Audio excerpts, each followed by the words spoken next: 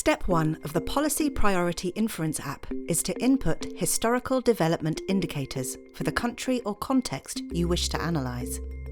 Download the spreadsheet template from the app and open it. The first worksheet or tab is where you need to input your data. There are 2 steps to process your data for this template.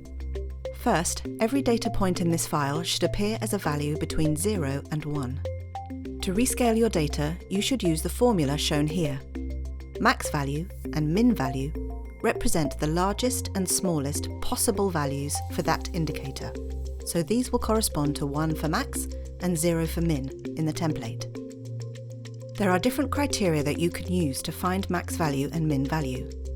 For example, by using the theoretical limits of the indicators, by using values from countries that represent best and worst outcomes, or by taking the extreme high and low observations in your dataset. Second, we need to make sure that higher values always represent better outcomes, so numbers closer to 1 are always the more desirable result.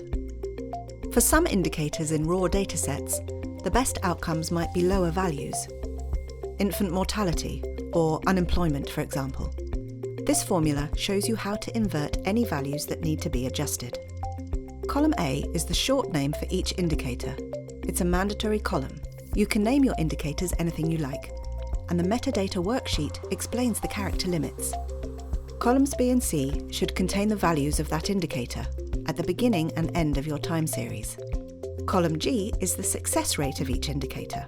This is the number of times within your time series that this indicator improved, divided by the number of periods in your data minus 1. Follow this formula.